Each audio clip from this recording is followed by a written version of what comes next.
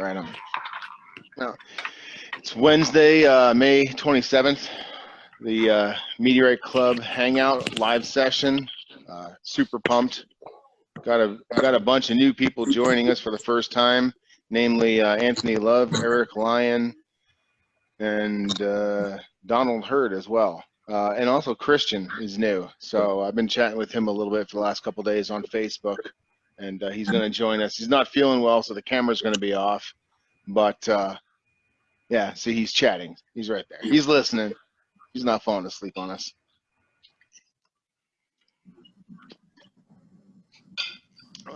For the new guys, this is really a low stress hangout. We really just hang out and shoot the shit and show off our meteorites and take turns one by one.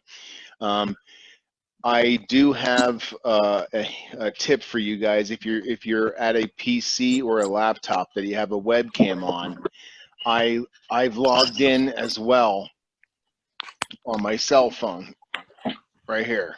So I have my cell phone running, and I have a little photo studio set up for my cell phone.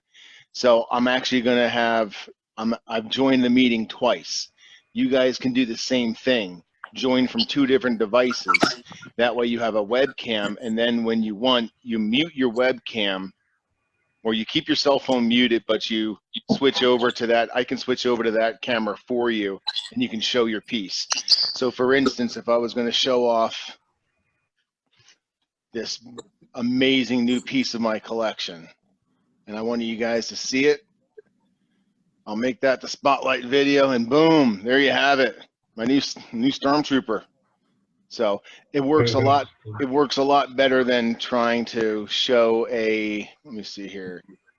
It's a lot better than trying to show up like this and people, doing this kind of stuff. So just over the first couple hangouts, that's one thing that we've learned is if you really want to participate in showing stuff, it really helps to have a secondary device logged in, or maybe just on your cell phone, but use your cell phone to zoom in on it. That's just one thing that we've discovered. Cool stuff. Yeah. So I see our main attraction is joining in right now. We're trying something new. I've been running these things for a few weeks, and getting a little bit. We're getting really good participation, but geez, can someone do me a favor and send Eric Rasmus? Oh, hold on. I don't know why people can't go to the invite and get the password. It's the same every week, isn't it, guys? Met Club. I mean, it's not that hard. So it was a bit confusing for me too, because at in the top half of the email, there's the password for Met Club, but as I was scanning, I went and found there's a numerical password at the bottom of the email, and that's the one I saw first. Oh. So it took me a couple of tries to figure out that that wasn't the right password. Okay, well, I may have to clean up the invitation. I'm just cutting and pasting, but I'm glad you spoke up. We're not gonna start with you right now, buddy, because I just want the room to get a nice vibe, get a nice flow going, and that way we're not like, oh, hey, teacher, go. But I want to highlight one of my friends. I actually am very proud. Let me see here. I'm very proud to call Neil my friend. Neil and I met in Seattle, and we also in your backyard. And then we also met in ASU in my backyard. So, and both times were related to something that we're going to talk about today that I think is really cool. So we can stop staring at Neil now. So that's Neil. Neil. Yeah, don't want to put people on the spot too much, but that's Neil. Neil is a professional photographer and a quite established photographer. I actually attended the opening to one of his exhibits in Seattle with John Higgins of Outer Space Rocks, and also Dr. Tony Irving of the Washington State University, or University of Washington? University of Washington. Okay. And now actually Neil and Tony are pretty close. They've spent more time smelling each other on car rides than they probably want to admit. So they drove from Seattle, I think, or at least from California out to Albuquerque. Yeah, we drove all the way from Seattle to Santa Fe, New Mexico, and then we continued further from there. So it was a lot of fun. Yeah. And basically 2 weeks in the car together. Jeez. And one of the great things about that cross-country trip is there was a VIP guest in the back seats or somewhere, my print. When I met Neil and saw what he was doing, and for those of you who don't know, I'll just give a brief little intro. Neil, and he's going to go into detail about this, but when he has perfected or his method, I'll say he's perfected his method of photographing thin sections in ultra high resolution. I'm talking about the type of resolution where normally scientists, when they're studying a thin section, if this was the thin section, they would zoom in onto this little area and take a look at it and see what it looks like, then move around and look on this area.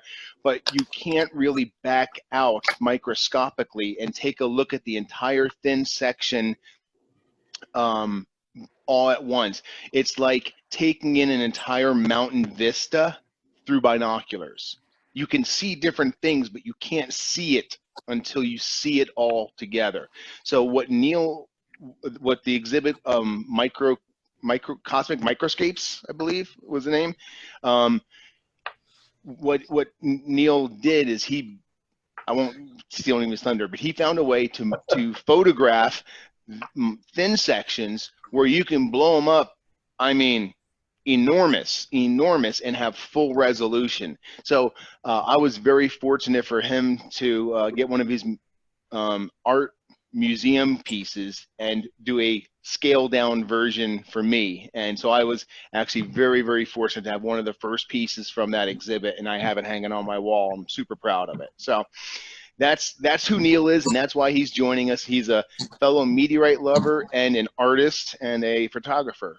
So welcome, and thanks for joining us on our virgin pilot attempt at a guest speaker. Does anyone have anything cool they want to show off so I can stop talking?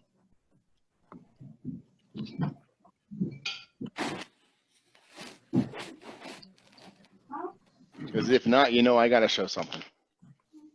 I got a black rock. Hey, is that Pat with a haircut? Yep. Well, Pat with a beard trim, not a haircut yet. Oh, there you go. The barber was busy. There's 3 kilos of a very unusual shape. It has sort of a slick inside pattern underneath here, but then on top, it's definitely got regmaglyphs that run in the same direction. And I got it from John Higgins, and he called it a wing. And it's super cool and all, but I'm gonna slice it up. Yeah. Wow, when you actually held it at that angle, you could totally see the flutes of the regmaglyph just lined up perfectly. Yeah. Yeah. That's pretty slick. Wow. What was the weight on that you said? 3 kilos. Actually, I just calibrated my big scale, and it is 2997.45 grams. That's like you and your 100.02 gram find, or whatever. Yeah. It was over 100 grams. I weighed it on I weighed it on one of the better scales, and it's actually a few milligrams bigger than I thought it was. That's pretty slick, man. An L6? What was that? Is it an L chondrite? This one, well, let me grab the magnet here. Can't tell. Can't tell without the calibration. Yeah, this one probably is an L. From magnetic, maybe an H.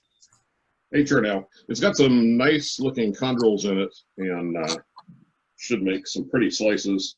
And I think I can take some slices off of off of this end of it and not mess with all the pretty hieroglyphs on it. Nice. Right on, man. Who is that, by the way? Eric R. Asmussen. Oh, good to see you, buddy. Yeah, I can see like this much. You look like Kilroy was here. Oh, how's that? Is that better? There you go. Now I see it. Yeah. I was walking around at ASU, and this guy tapped me on the shoulder and was like, "Hey." I'm like, "Oh my God, I hate when that happens. I know you, but I have no idea." So we actually got a really good picture together at ASU, Meteorite Center for Meteorites there. And we did. I went back out to Wilcox Playa a couple weeks after that trip, and I thought I found a little piece of the mesosiderite that Ruben had found. And it took me about a month to find somebody with an XRF gun, and hit it with the XRF gun, and there was no nickel, so it was just a piece of iron. Ah, crud. Well, at least you now know, huh? Yeah. Check this out. This is Oz. Oz has the other half of this en route to him. But what we have here is, this is from Mike Farmer, Gututo. Now this, what we did is we got the 44 grammer and we cut it right down the middle basically. So we both have about 22 grams, but just super, super fresh, obviously. What's really cool about this one is I cut it, and then right away, within less than 5 minutes, it was in an alcohol bath for 24 hours. Then as soon as it came out of the alcohol bath, it went in the oven at 250 for about 15 minutes to totally dry it out. And there's no oxidation whatsoever. So success.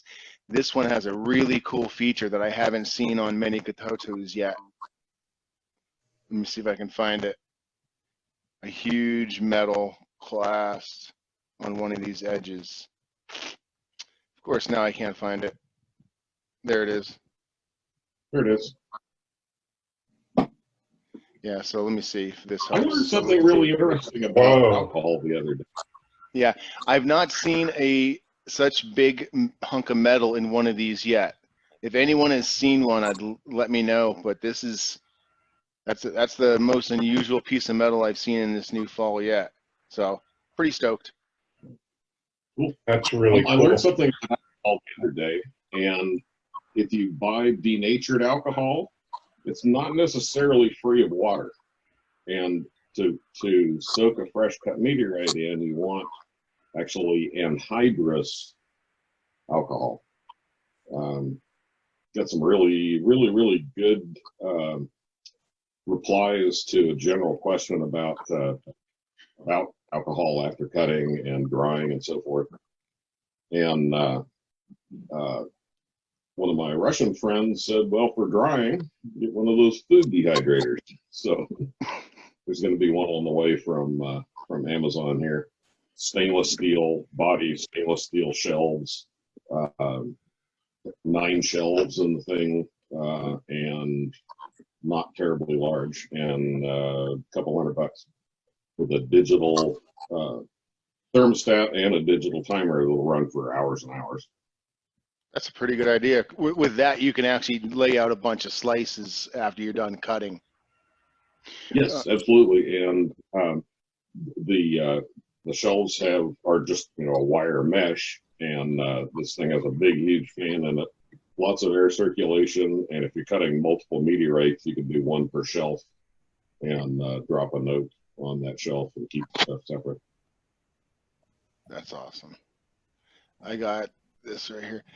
When I was cutting this Kenyan fall for the first time, it was absolutely soft as butter. I mean, no hesitation, no resistance, no whatever. And if you notice, there's crumbs. The more you touch this, the more it fragments. The only thing that I've really touched like this from space that has been this friable has been Mars. If you literally, if I got it and rubbed it, which I won't do, but if I got it and just rubbed it in my fingers, it would just fall apart. I guarantee you. Weird. Yeah, the classic one for that is Burbull. You can scrub it, wipe it with your hands and knock condules out of it. What's the density of it, Topher? Is it still about a 3? I have no idea. I have not done any tests because I really didn't want to stick it in water. And I'm sure that the Garvey piece that he's working on from Farmer, he's going to have all that. I'd rather have someone else soak theirs in water. Hey, Topher, I thought that was interesting too, that, they're saying like almost no small individuals, but you'd think for material like that, it would break apart and form lots of small individuals. Yeah, that's unique thought, because what we have here is we don't have a dense H, heavy iron. We have an L, I'm thinking LL, but maybe it's L. It's probably L. An L6, L5, something like that. And it's, I already forgot the word. You're gonna have to send it to me. It's friable. It's quite amazing that it didn't fracture and just shatter into other pieces that were early enough in the ablation process where they recrusted, at least secondary crusting, if not primary fusion crust. Because they sure as hell exploded when they hit the street and hit the ground. I mean, when they landed in the mud, they went right into the mud. But when they hit the road, they just broke into pieces. And now I know why. That's cool. Hey, Neil, is your throat all moistened? Yeah. Oh, nice. You want to give me maybe just 5 more minutes? I'm gonna. Yeah, sweet. More things. Okay, give someone else some time to show something off if they have something. I can't show a rock, but I can show a picture. Okay. Maybe.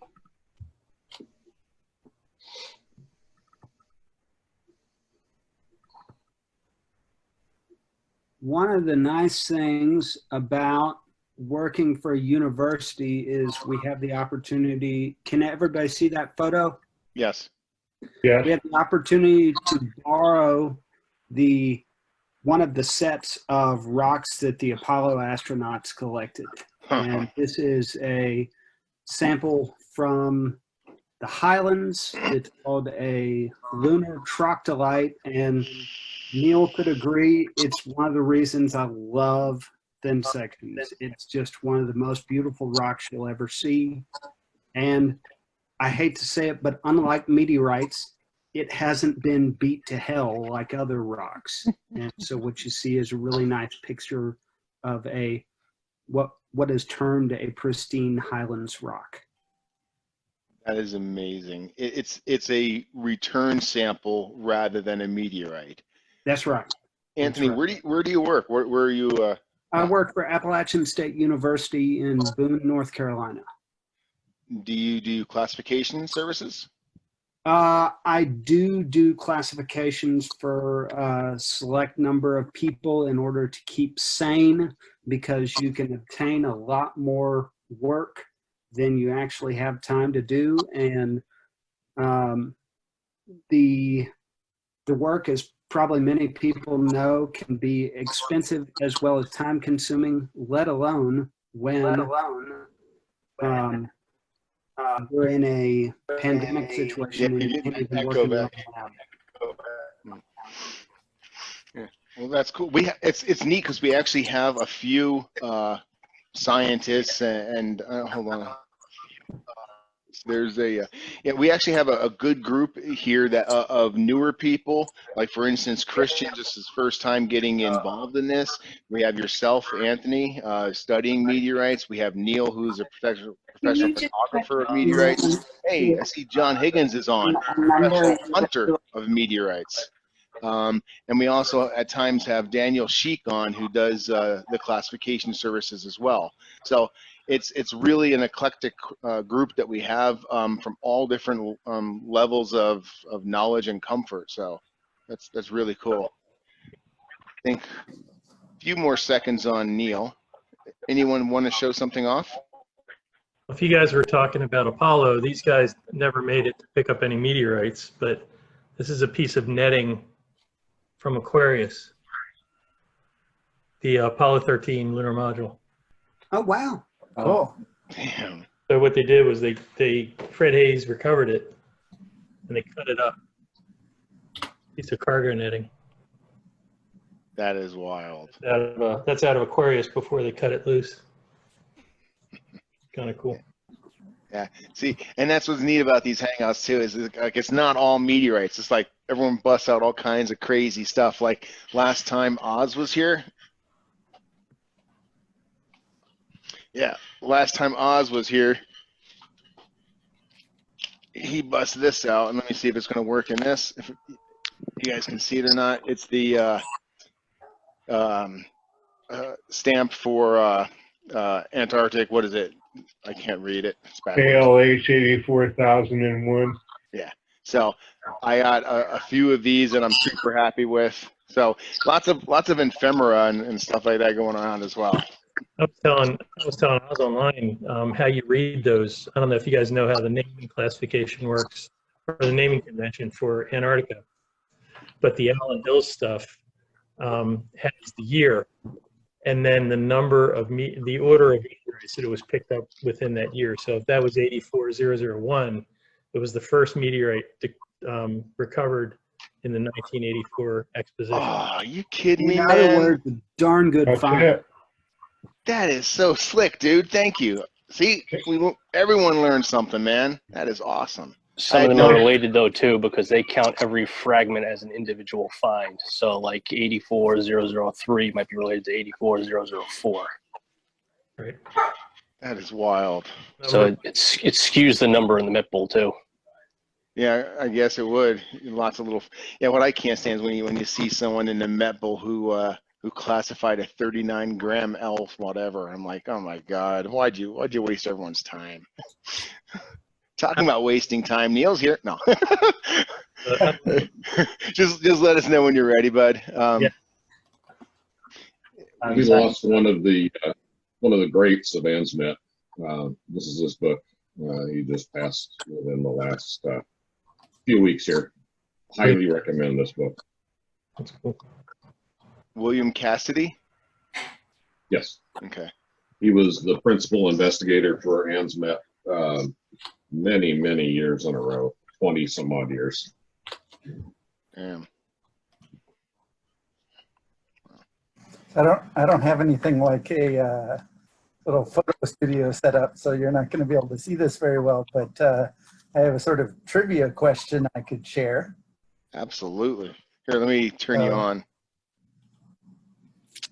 So this is a piece of Elbogen. And sorry, my background is kind of messing with it. And this is a small piece of Krasnojarsk. Oh, the first palisade, huh? Well, the trivia question is, what do those two meteorites have in common? Okay. Well, I don't mean to ruin. The only thing I know for a fact about one of them, I don't know about the iron Elbogen. Yes, also called Loquet. Okay, I have no information about that one whatsoever, but I do know the Kras. The Kras was the first palisade ever identified. That is correct. Yeah. They were both the first pieces, early pieces for etching. Exactly. That's the trivia. Yeah. Who got that? Krasnojarsk is the one that Thomson discovered Thomson structures on, and Elbogen is the one that Widmanstätten found the Widmanstätten pattern on. That is phenomenal. That's cool. Thank you, man. That's pretty cool. Let's see here. Oh, looks like we have Buzz Aldrin. Oh, Jesse Allen's joining us. Okay, good. Where is? Oh, Neil stepped away. I'm here. If we need to kill a couple more minutes, are you ready, Neil? Yeah, sure. Oh, sweet. Hold on. Okay, all right. Boom. Without any further ado, we're going to give this a shot. The way I had envisioned this is just you take as long as you want to talk about what you have, and then we're going to open up for questions. We're going to try not to interrupt with questions in the meantime, but we're eager beavers. Okay, this is my first time in this group, so I don't really know any of you guys, but I hope this will be the first of many times. So if you didn't see who I am, my name is Neil. I'm a photographer in Seattle, and I have the I'm lucky to live only a couple of miles away from what I think is probably one of the most incredible experts on Martian meteorites in the entire world. His name is Dr. Tony Irving. And so he and I have become really good friends over the last couple of years. And I'll just briefly tell you kind of how I got into doing this. I never knew anything about meteorites until I met Tony. I got involved in a project that he was working on, which was, there's a wealthy collector in the Seattle area who has a really large, very diverse collection of meteorites. And he was, he found Tony through the university and hired Tony to do not a classification of the rocks because they were already previously classified, but to do a kind of a compilation, you know, to write descriptions about the rocks in the collection. And then later that led to Tony seeking out a photographer, and he found me. And I ended up photographing this entire collection and then designing a book. And we printed up a very special kind of coffee table book in, you know, leather bound for this collector. And it's, according to Tony, probably the most complete and diverse meteorite collection that he's ever seen. This particular collector is all about having one of every single type specimen and more. So it ended up being that I photographed something like 180 meteorites. It was, and it took a couple of years because it was quite a big project to photograph them and design the book. Anyway, that led to Tony and I becoming good friends. And after that project was all done, Tony came to my studio with a thin section, which I had never seen before. And he just handed me this little glass slide and said, "Can you photograph this?" And I said, "Sure, but why?" Because it didn't look like anything interesting to me. It just looked pretty bland, colorless, dull. And then he brought out he had these really scratched up pieces of plastic, polarizing filter, which were awful. But as soon as he put them on a little light table that he brought with him and showed me how the layers of polarizing filter brought out the birefringent colors in the specimen, I was immediately in love with what I saw there. And so that led to me spending about a year, maybe a year and a half, experimenting, trying to find a way to get more detail and more clarity from the slide on my camera. And I ended up designing and building my own microscope specifically for doing photography of thin section. So now what I do is I actually capture, now I think the largest image I've ever created was about 4.8 gigapixels, made from a 2x3 inch section from NWA 10761, which is a Martian meteorite. That's just crazy when you think about it, because that's a lot of gigapixel. But it's not a vista. We're talking about a 2-inch little square. I'll show you the slide.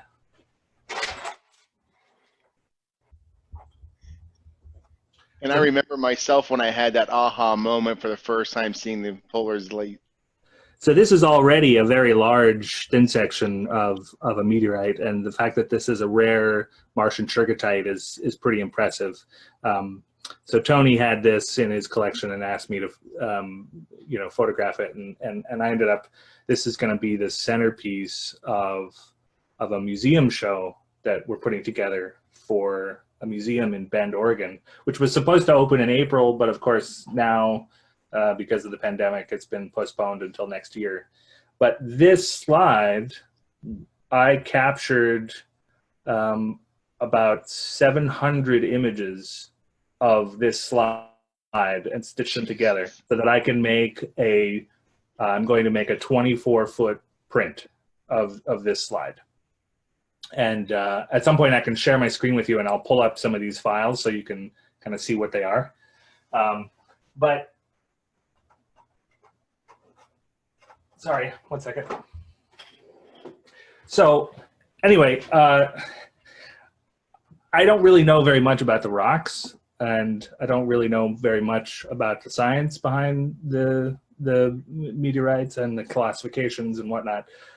What I do know is photography, and and art, and I basically fell in love with the beauty of these specimens and created a way to make art from these things. And so the way I met Topher is he came to Seattle. I can't remember if it was for this show or if you had another reason to be there. But I met him at the first gallery opening, where I had actually created 18 art pieces from thin sections and put them on display in a gallery. And he came and saw them, and that's when I met John Higgins as well. And that's actually why that's how I was invited for the first time. I piggybacked on John Higgins. He had a secret mission to see Tony, and I just piggybacked him and was really happy that it coincided with your opening. Mm-hmm. Yeah, it was, and for me that was really great, because I mean, I've been a photographer for most of my life, and mostly doing commercial work and my own artwork that nobody ever seems to care about. So the fact that I after 25 years of being a photographer, my very first gallery show ever was meteorites. Was really cool. Like I feel like I found something that's so different from almost anything else that you can photograph, and I can't get enough of it. Every time I photograph another piece, I look at the thing and I'm just in awe of what I'm seeing there, and I just want to show it to everybody. and you're not just photographing thin sections. I mean, I'm not going to spill the beans, but what we talked about a couple nights ago, I'm thoroughly excited about that. So I'll be honest. I mean, I wasn't prepared to like do any sort of a real presentation here. I just thought when Topher asked me to kind of do something for this meeting, I figured I'll just show you some things that I'm working on. And yeah, for most of us, we've never seen the resolution and the quality of thin sections that you work with, because there's a lot of thin sections out there. Some of them are a lot more hideous to work with. The ones you're working with are the highest quality. So what you're able to show us that you've been able to capture and create is probably more than anyone in this room has been able to see. So we're really eager, without any formal presentation whatsoever, just screen sharing and showing off is cool with us. So I'll go ahead and just I'm kind of new to Zoom. I'm on two computers. So how do I share a screen, or how do I share a link? There should be a button in the middle of the screen on the menu bar that says share screen with a small arrow. When you click that small arrow, it'll give you sharing options, and then you can experiment, and we're patient. Okay, so sharing screen. Okay, cool. So right now you can see the main thing that I've been working on this week, the last couple of weeks, because of since the world is changing and I'm not going to be able to do the same kind of things that I used to do, I'm building a new website for showing off my thin section artwork. And what you're seeing here, this image, this is ITKey, and this is probably not really the very largest that I could do, but almost. This is probably about the largest print that I might make from the ITKey thin section. And this is about 10 feet high by 22 feet wide. And that's from one standard size thin section. And that's just to give you an idea of kind of on this new website, I'm going to have basically a whole series of collections, which are, oh, I see, it takes a little while for it. Is there a way for me to send the link? How do I send the link? So you can see, okay, so basically what I'm doing is building an art e-commerce website for selling art pieces of thin section meteorites, meteorite thin sections. And I'm experimenting with doing 360 rotating photographs of That's the stuff. of meteorites, which I thought this is what Topher thought you guys would be super interested in. So let me send you a link to this page just so you can play with it. If you can add it in the chat. It's Martin already put it in. Oh, sweet. Oh, you found it. Okay. We got you covered. Okay, cool. So yeah, so this is just something this is version 2 of my technique for photographing the rocks in a 360-degree rotating. You can click on it to magnify and see the details. So the information that's here in these images is extremely high. The reason I started thinking about this is, if I'm putting all the effort into creating a website for selling meteorite art, of course, people who might like meteorite art might also like meteorites, and vice versa.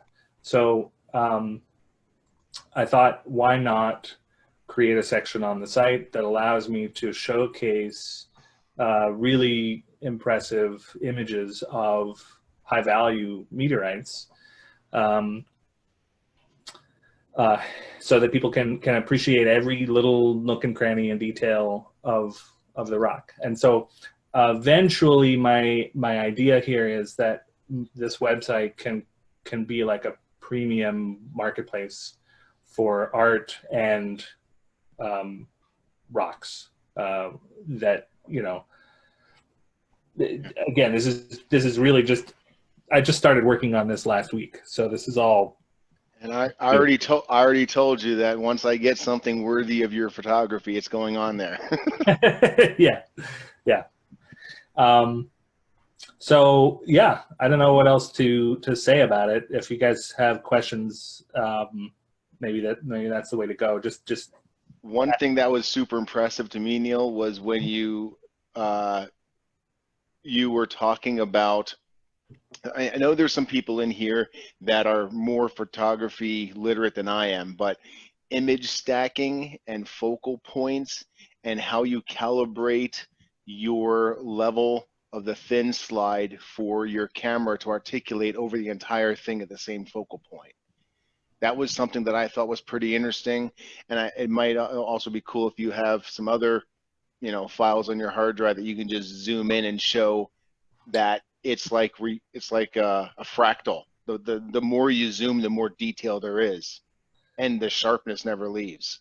Yeah, let me see. So like what's on the screen right now, this is a small 12 by 12 area of the huge ITKey meteorite.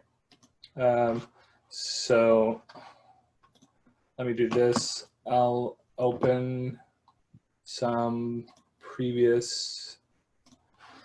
Now, these files are so enormous that I had to build special computer stuff in order to be able to work with these files. So like, because you're stitching the multiple 100 photographs together. Yeah, so I'm gonna open up the 10, I guess it's 10961, not 10761. So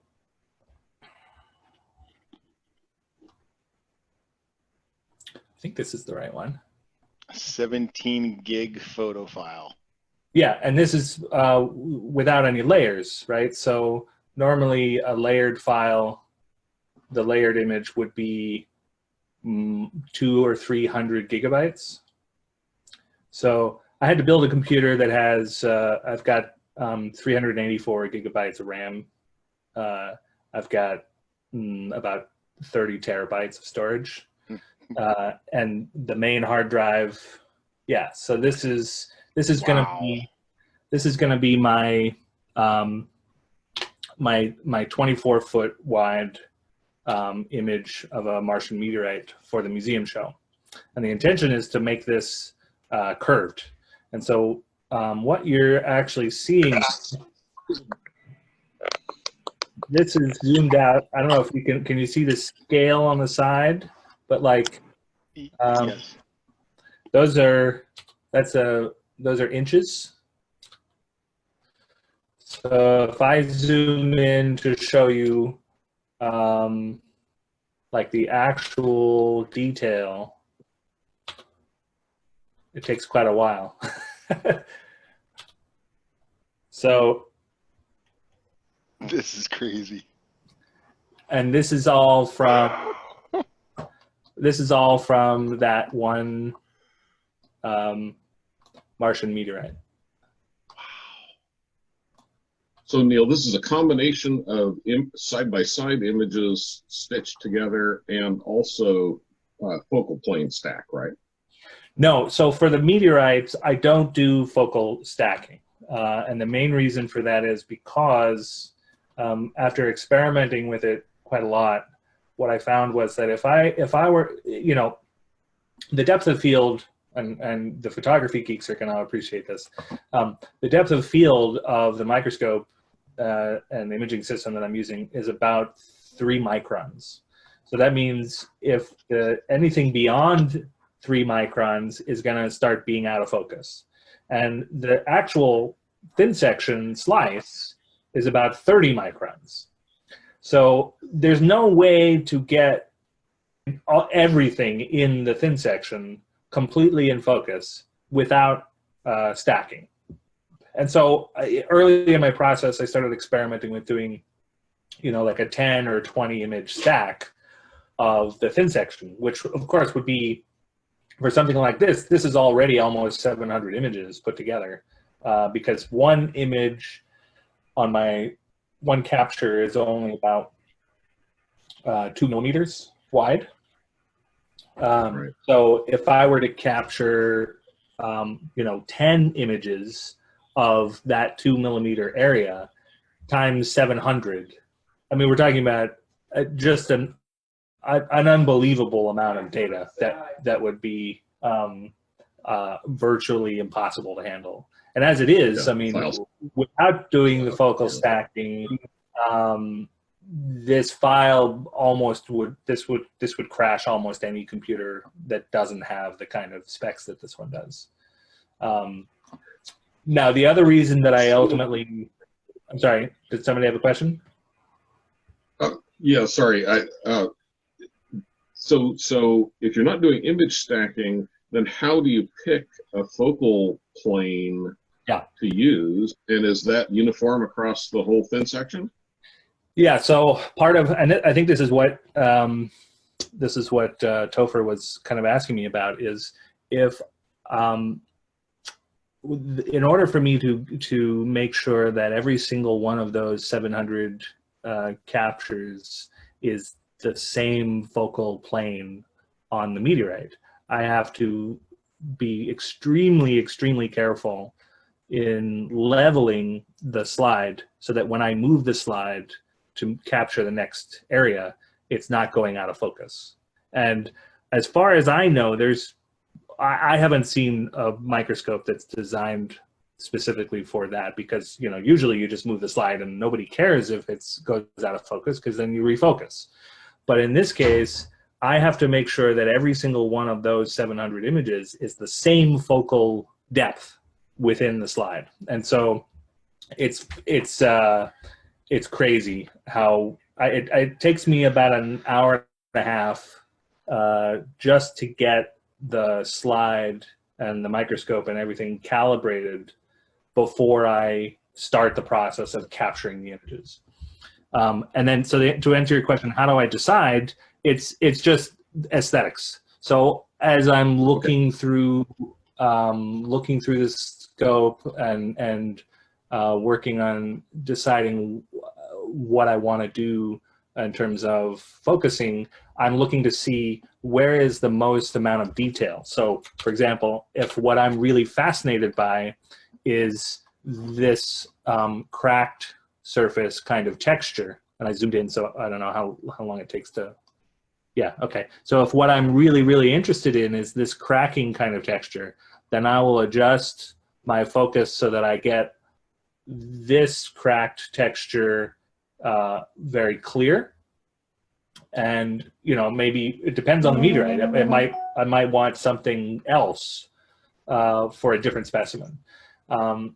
And another reason, besides the fact that it's so much data, one of the main reasons that I decided to just capture one focal level without doing the stacking is that this is already so much information, visual information to look at.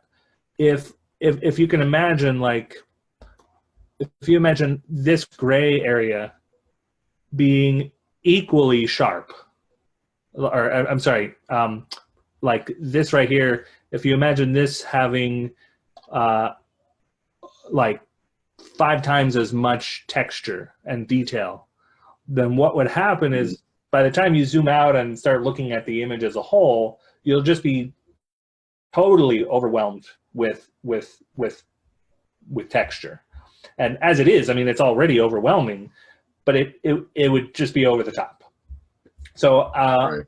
I figured that out specifically with my capture of ITKI. If you're looking at one of these, like, I just opened another. It's strange to see the lag from one computer to the next. There we go. So like this is a 12 by 12 area from the ITKI slide.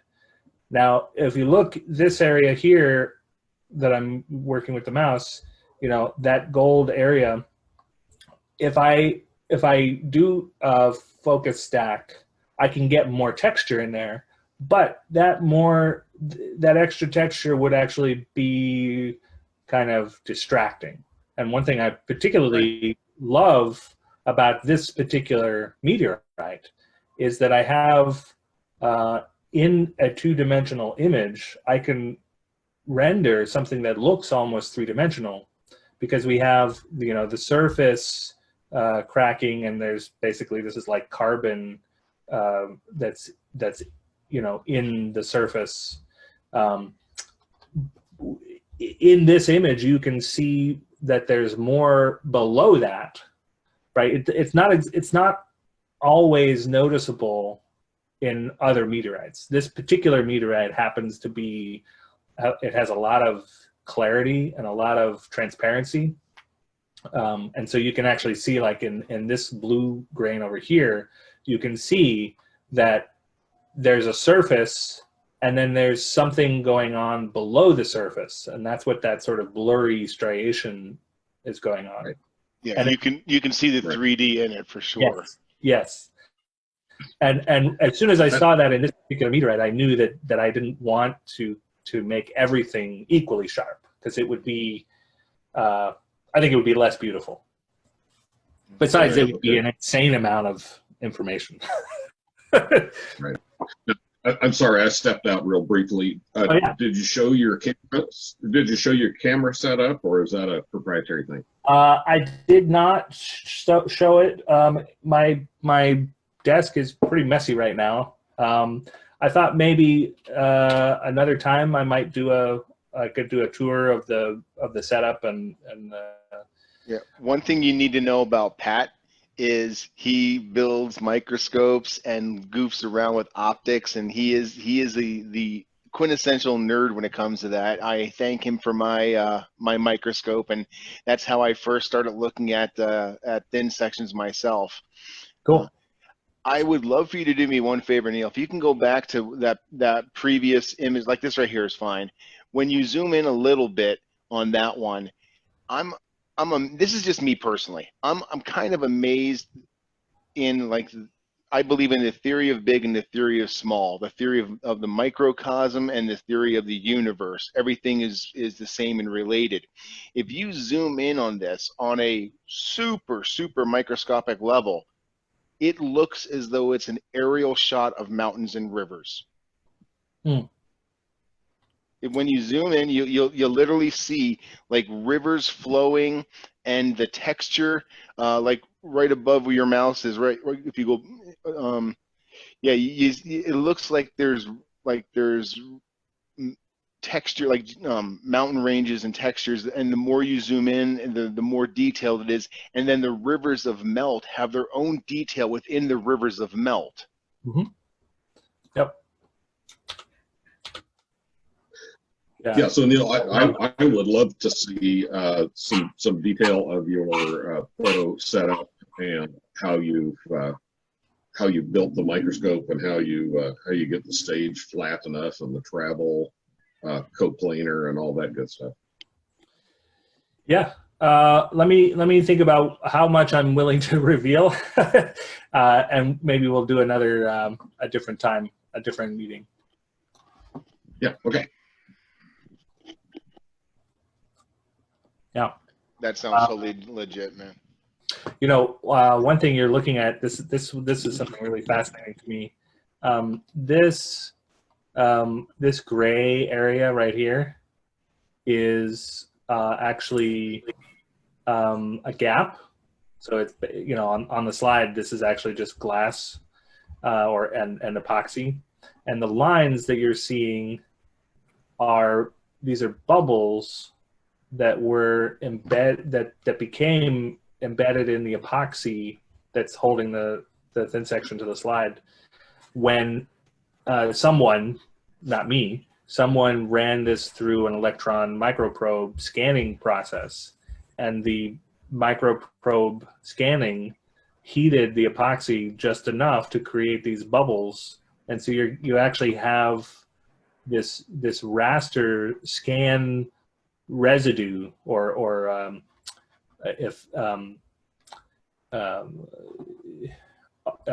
artifact that's now permanently embedded in the slide. So like wherever there's no rock, you can see these scan lines from the electron microprobe. And at first, when I was showing this to Tony, he thought, "Oh no, the image is ruined. We can't show this in the museum because people will wonder what that is, and it's obviously not a natural phenomenon." And I immediately said, "Well, that is very interesting in itself. You know, we in our caption in our poster next to this 24-foot image, we can explain to people what the electron microprobe is doing and what it's used for and why those bubbles are there." But it's at first, you know, it's like, wow, that's crazy. Why would that be in a meteorite? But I don't know. I thought that was interesting. And a little bit of the backstory for that is when I'm trying to teach myself how to make thin sections, and it's not easy. Oh no. And so bubbles in the epoxy is like a rookie mistake. So that's probably why Tony had that. You muted yourself. Yeah, I've seen, you know, one thing that I've noticed in the process here of photographing many different thin sections is that the quality of the thin section has a huge impact on the quality of the print that I can make. And you know, there's some thin sections that they look fine when you just look at it through a scope, but when I capture it with all this detail, you can see that it's not very clear. It's not very crisp. I've seen a lot that are not the same thickness all the way across. And so you'll actually see the colors change from one end of the slide to the other, just because the thickness is different. Or as you said, you know, some of them that aren't made very well might have bubbles, which, you know, in a gap area, the bubble isn't a big deal. But in some areas where, you know, if you actually have a bubble in the epoxy where there's supposed to be specimen, then it definitely doesn't look good. Thanks a bunch, Neil. Yeah. Yeah, Michael. This is fantastic information. Thanks for joining us and being the being our sacrifice. Yeah, wanted to have someone on and as our guest speaker, and was really fortunate that you and I were chatting, and I was just like, hey, what do you think? And you jumped on it, so I really appreciate it. You're probably going to get a lot of comments and questions as this as the replay goes live as well, and hopefully we'll get a little bit more interest going as well in just thin section and microscopy in general. That's my goal, at least. So thank you very much on behalf of the Meteorite Club for being our guest speaker today. Really appreciate it, Neil. Yeah, it was fun. Yeah, thank you. Yeah, Neil. Super cool. Hey, I have a question for you. Yeah. Were any of the thin sections you did carbonaceous chondrites? Probably. I mostly just kind of ask Tony for something to photograph, and he gives me stuff, and I don't really know what it is. I know one of them. I know one of them was. I don't know the number, but mine has a CIA in it, so I know it's carbonaceous. Yeah, you're talking about NWA 8418. I believe. Yeah, I guess that is a carbonaceous chondrite. Yeah. So that's the one that, and what's cool about, another cool thing about Neil's art, I was just geeked out when I saw it. I went up to his work studio and to actually see the man cave of technology was cool.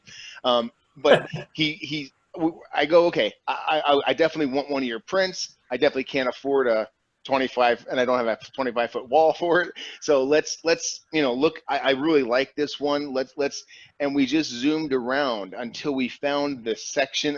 And this isn't a service he offers. I'm just saying this was something that we did together.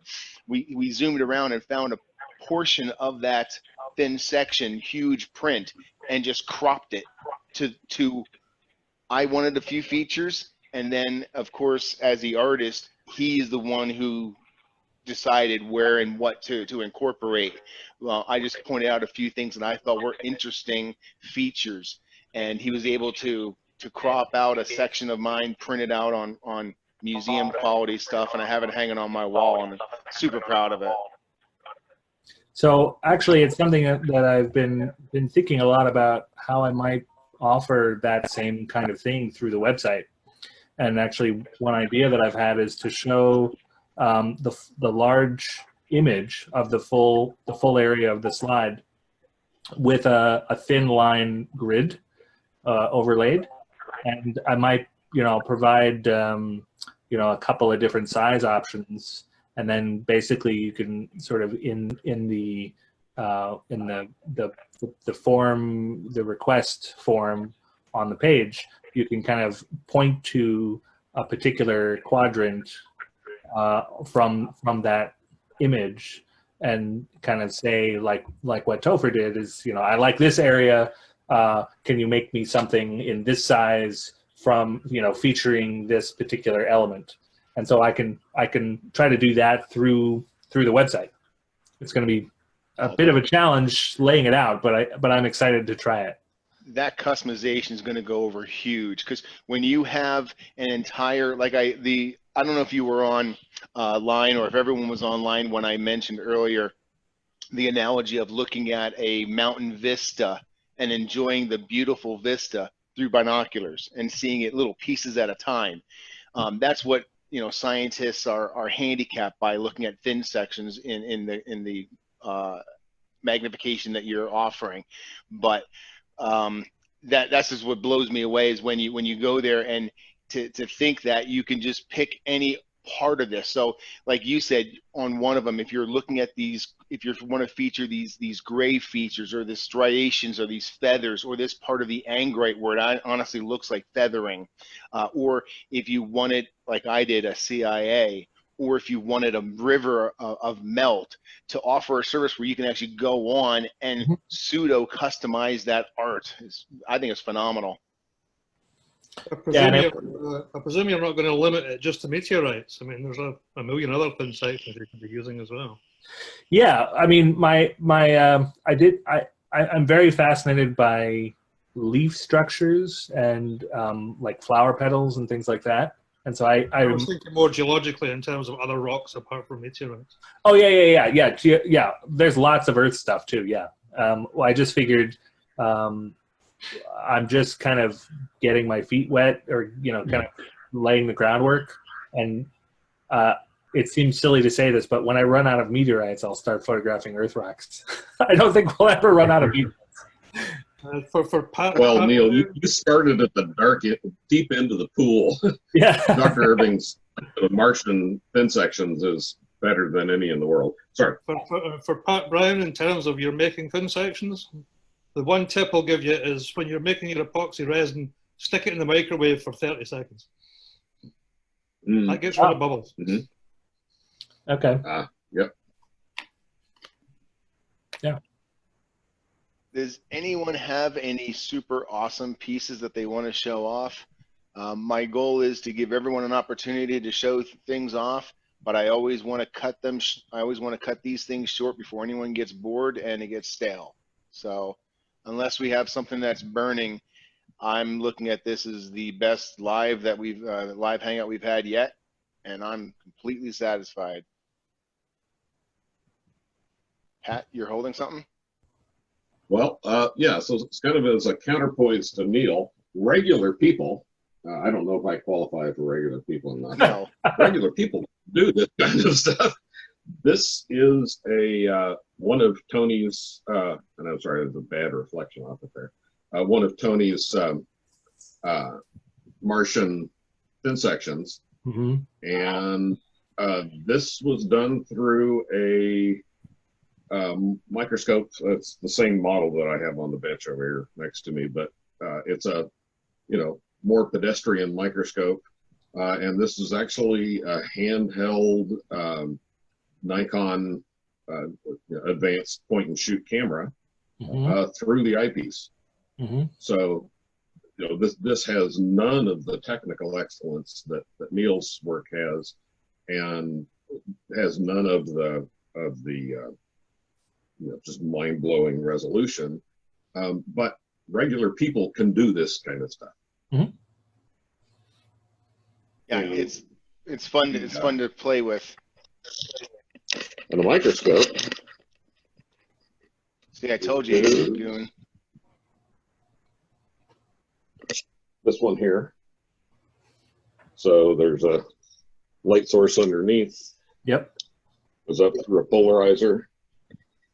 Rotating stage where the thin section is held, objectives, quarter wave plate, the upper polarizers in this area, and then up to eyepieces, and then this one has a Nikon camera mount for a DSLR type camera. And that very cool.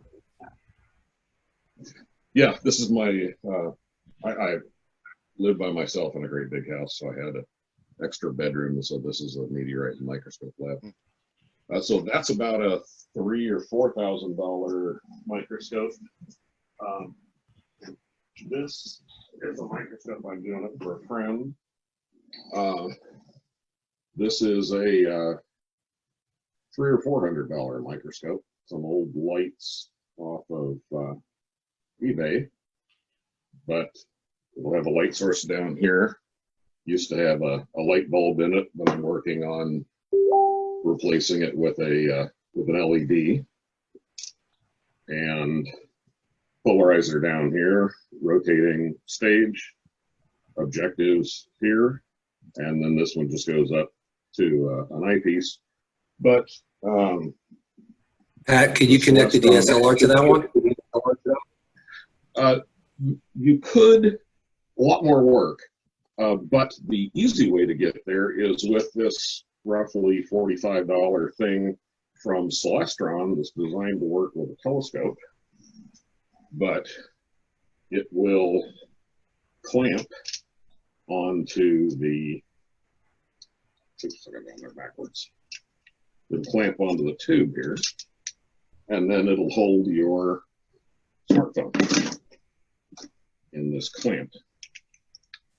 And it's pretty hard to do this all one-handed here, but you can move it in X, Y, and Z using these controls, and you can actually take credible pictures through it. Again, nothing like the resolution that Neil is doing, but you know, it is possible to do this kind of work at a lower resolution level.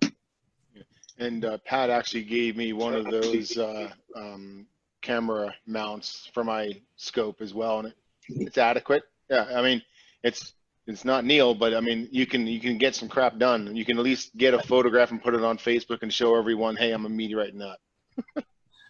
You know, it's funny. My whole life as a professional photographer, whenever I meet people who are like, they find out that I'm a photographer, and they'll be like, oh, I like photography too, but I'm not professional, so don't judge me. And you know, I always have to laugh at that, because you know, it would be sort of the equivalent of, you know, I go to a restaurant, I can't cook, but let's say I go to a restaurant and I have the most amazing piece of salmon I've ever had. That's not going to scare me away from trying to make salmon at home. I mean, that's great. Good attitude. Nice. Neil, I'm sorry that I logged in really late. I wish I could have been here earlier, but could you tell me the website? Was that something you already put up, or is that something you're still developing? I'm still developing, but there is, I think somebody put it in the chat. There's a link to a sample. I'm currently just barely finishing the layout of the site, and I'll start filling in stuff. But there's a 360-degree rotating image of a meteorite, and how many photos does that take to accumulate to a 360 spinner like that? That is 512 images. So it's I wanted it to be a bit smoother than the regular 360s, so it's actually, instead of one photo instead of turning it every 10 degrees, it's turned every 5 degrees. So it's 72 images, and each angle, or 72 angles, each angle is 7 images in a stack to get everything in focus. So it's something like 512 images. Because that was like the first thing I commented to when you sent me the link. I was like, liquid smooth, man. I was like, oh my God. None of this herky jerky stuff. And you know, the reason why I got so excited about trying to do this is because, you know, through Tony, I've made contact with a variety of different people around the world who are into meteorites, and one of them in particular is Rashid Chawi, who is the one who sent me this rock to photograph. Mostly when I've seen people sharing these meteorites that they're trying to sell, they just hold it in their hands in the sun with a cell phone and capture a crummy little photo of it, or if it's not in the sun, it's in the dark and it's even more crummy. And that's fine for like sharing stuff. But when I hear sometimes that this particular rock might be $50,000, I'm thinking, who would buy something for $50,000 if you can barely see what it is? Yeah. So. Oh, you're speaking my language, buddy. I can't stand pictures that have no detail, or they show one side. They show the best features, or they hide. Man, you got to give a 360. You got to rotate it. Yeah. So the interactive thing is always the best. Mm-hmm. Yeah. Hey, sorry, Topher, I was going to ask, have you had online discussions yet about actually photographing meteorites? That may be a topic that we could talk about in the future if you haven't. No. Yeah, for sharing. Yeah, I would love to do it. These guest speakers or guest subjects are open. You guys, please give me any suggestions. Like, even if you don't think you're an expert or you have something to share with the group, to be quite honest with you, I'm going to share information about Neil. He didn't think he had anything of value for us. He was dead wrong, okay? So there are other people here who may not think they have something to offer, like Rob Wessel. Dude, you have history. You have some stories to tell, and we'll gladly listen. Daniel Sheik is in discussion with me about being one of our guest speakers, and I should have said that out loud because that was a hidden gem, but there you have it.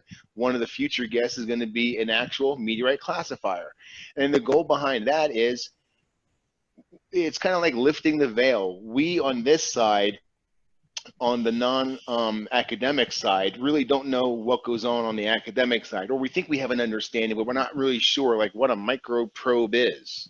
I don't know. Daniel's going to tell us. He's going to share information about, behind the scenes and how we can help the scientists better. When we give them a sample, give them the best sample, the best representation, multiple pieces that have different, lithologies or different features or whatever you're trying to show off. So that's going to be a subject. If there's someone that can offer information on how to take quality photographs without having quality equipment, like that kind of subject, I'm open for that. If there's a hunter in the group, if there's someone who, is an experienced cutter, an experienced polisher, the subject matter is wide open, and I'm looking for anything you guys are interested in. So, like John Higgins is starting screen sharing like right now, so he's got something good. Like John Higgins went to Tissant and hunted Tissant, so I know he's got stories to tell us about Africa. And I've seen this piece. This was the reason why we went to Seattle in the first place. It's I think a 6-kilo Martian, the biggest Martian on the planet, perhaps. I'm not sure. But we brought it up to Dr. Irving for him to evaluate and look at. And while we were there and we met Neil, John was like, I got to get Neil to photograph this thing. And oh, I thought that looked familiar. Yeah. Yeah, I don't remember the weight of it. It was, I think it was, it's multi-kilos. I think it's 6 kilos or something like that. I don't know. It was just, it's the biggest hunk of Mars. Go, John. 2.3, I believe. 2.3 kilos. And this is a photograph that Neil took of the Martian, and I believe it's a stacked image. Is that right, Neil? Yes. Yes. Cool. Yeah, this is the best shot showing the trajectory and the orientation of the stone. John, you should send this back to me, and I'll do a 360 of it. Oh, really? Okay. Did you see the 360 example? I don't know if you were logged in at the time. No, I didn't see that. Yeah. So, is the link still in the chat? I can't remember. I didn't see it before when I looked in. Oh, here. Let me Maybe see. because I just logged in late though. I'll try and post the link here. So this is just a test. This is the first example of literally, like, I just did this today.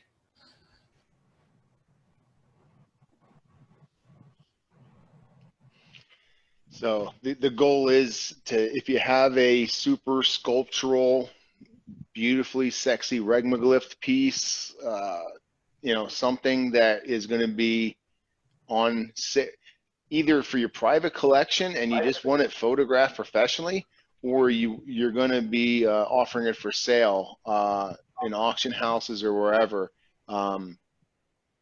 That's the goal of the web page. Not really offering it for auctions, but for that caliber of a piece to be photographed and offered on this web page. So yeah, I have to dig through my boxes and find a piece or two for you. Make sure you can take 500 pictures of it. Yeah. So ultimately, the idea that this idea came to me when I was waking up in the morning. I've been spending days and days and days obsessively tinkering with building this website for selling the art, and then it just dawned on me, if I have all these people going to the site to look at art, maybe I can show them some rocks. And so if you have rocks that you are selling, and I mean, this isn't a process it's probably not worth doing for you know, low cost item, low value items, but for, you know, if you're trying to get a, you know, a big sale, presenting it this way is going to be something that no one else is doing. And so long term, my idea is that there will be a whole section of the site that is set up for basically like consignment. You know, you send me the rock, I do the photography, and then post it up on the site, put whatever information you want me to put. You can show the price or not show the price. Like on this one, the example is set up for a request info form. And so it'll just send an email that somebody's interested in that particular piece. And then I can forward the information on to whoever it belongs to.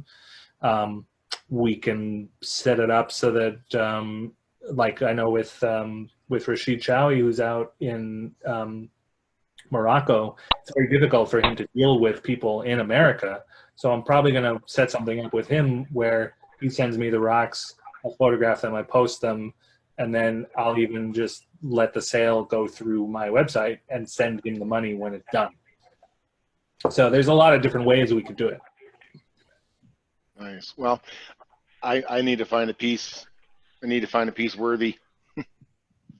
Would that process work on something of this sort of scale? Yeah. So I can definitely do it with something smaller. And by the way, I wasn't able to get this done today, but my plan is actually to overlay the image with a centimeter and inch scale, so that you can see how big it actually is. And I'll also have information in there about the weight and all that stuff. I literally just threw this together. But for something small like that, what I would do, I know everybody likes to photograph something with the little centimeter cube in, like, next to the specimen. But with the rotating thing, I felt that having the, you know, you'll have the cube is going to kind of get closer to the camera, and then it'll go further away, and then it'll be out of view for some of the view, right? So I thought instead what I'm going to do is actually do a reference shot that shows the actual measurements with a ruler in a shot that won't be included later. But then I'll be able to use that to overlay a scale reference, kind of like you do with a microscope eyepiece. You would have like a reference micrometer. Graphic. Yeah. This is the way they did it for the moon rocks. and also for ANSMAT. So when they take it, this one has a photo of the turntable and a 1-inch scale cube, and then on top has one of the NASA counters. And the project that Cooper and another friend and I did was to make our own counters. Nice. So what is the counter supposed to be representing? So it is, it's a scale reference, and it also makes your photos self-documenting. So here it's set for 84001. So on the bottom you have a 6 centimeter scale. Oh, I see. Yeah. So there's a 6 centimeter scale on the bottom, and then a counter, so you can have example number 8400, and then keep picture 1, take a picture number 2, take a picture number 3, and just keep your counter in order. But that is the genesis. Or am I wrong about that? Yeah, actually, the last two digits are for cutting up the meteorite. When the thin section is made, it might be called 84001.01, and as the thing gets cut up, it's 0.20, 0.21, etc. Oh, okay. I thought it changed with the photo. And no, actually, it's for the piece of the rock. And then you can see the grayscale dots there, and the center grayscale dot is 18% gray, so one can do color correction off that as well. Yeah. These are very, very limited number of these made. Yeah. They were painstakingly reproduced. Yeah, I have mine hanging right up here. I have it set to my first classification number. 12574-001. Yeah, so that was a fun project for Travis, myself, and Pat to get into, reproducing something like that. That some collectors have wanted for years, but NASA and MSET, don't let them out. So the only way to get them is to kind of make them yourself. And we had to get error appropriate guts, and then put all kinds of 3D printed spacers on the interior to make all the dials work, and they click. It's pretty cool. Yeah, I didn't appreciate it until we really started getting into the project. Then I started looking at all the pictures online. It's like, how did I never notice this thing before?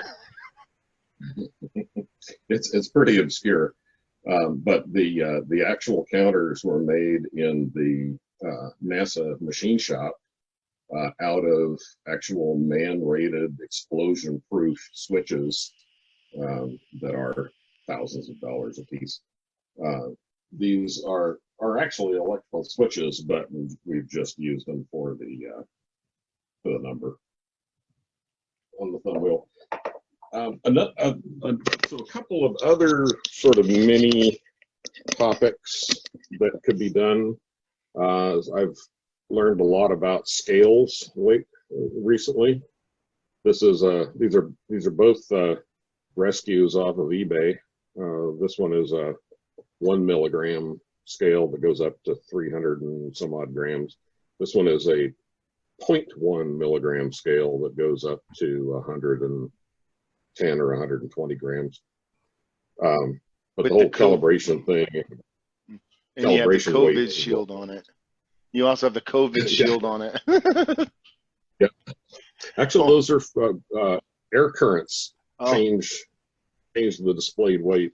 I know. I was doing a rock show outside one time, and I could not weigh this rock because it was like 1.5 grams, and no matter what I did, it was either 0.5 gram or 3 grams. I'm like, we got to shield this thing from the wind. Yeah, so it turns out there's a whole bunch of detail there about how different scales are built. So that's one possible thing. Another possible thing is to talk about microscopes in general. Another topic might be lighting for microscopes. transmitted and reflected cross polarized light, going about purchasing a microscope, either the whole thing or in pieces off eBay. A couple more ideas for anyone who has an idea. Yeah, anyone who has an idea like this, send me a PM or put them on you know, on the, you know, whatever you need to do to get it publicized to me. Put it on the Met Club page, whatever. And if you're willing to share some of your expertise, even as limited as it may be, with the group, I'd love to hear it. I will continue to work on John Higgins until he gives us stories of hunting Tissant and his adventures over there. So I'll continue to work on Higgins for that. But if anyone else has any friends who are experts in something or have some experience, we'd love to have them as part of our crew. All right. Well, I'll tell you what, we've been going for a little while. So if anyone has anything, I don't want to shut anyone down if they have something in their hands hot and heavy to show off. But I learned, go ahead. Hang on, I'll be right back. Okay. Yeah, I learned one rule in marketing is always leave them wanting more. So we'll get everyone almost satisfied and then we're going to log off. So. Okay, I'll just show you. I got these from Tony yesterday. So the rock that's in the specimen, or that's in the example on the webpage that I sent out with the 360 rotating, that is NWA 13272. Here is a tray of 31 additional paired samples that are from the same meteorite. I was going to photograph a few of them and put them sort of side by side, but I ran out of time. I got these from Tony. Wow. And then, and oh, here's the boss. right on cue. Okay, all right. That's the boss. And then this is one that Tony said that you guys would probably like. I don't actually know what it is, but he said it's very rare. Oh, good. Gatuto. What's that? Gatuto? No, it doesn't look fresh enough and light enough. Not the same. Yeah, honestly, I can't remember what he told. He told me what it was, but in one ear out the other. Honestly, I think the best would be Rob Wessel. Maybe could have a shot at it. It looks a tiny bit like diagonite, but I'm not sure. Yes, actually, that's what it is. Okay. I remember him saying that it's a diagonite. So I'm still learning what these things actually are. Now, you know that tray full of NWA Martians there, that's the value of that is something like a Ferrari or maybe a low-end Lamborghini. Well, I don't know. I don't. These aren't Martians. These are just achondrites. Yes, but any cool achondrite from Tony Irving is going to be in that sort of range. So don't leave them in your car. Oh, here, I'll show you one other thing. Hey, love the shirt, Oz. I have my custom Meteorite Mansion edition from the Sweet. We got the Institute of Meteoritics 75th anniversary. Nice. Well, that's a nice one. I just went Buckeye tonight. So Look at that. this is the book that I made. This is how Tony and I. Oh, cool. Let me see if I can do this. This is from a collector named Naveen Jain.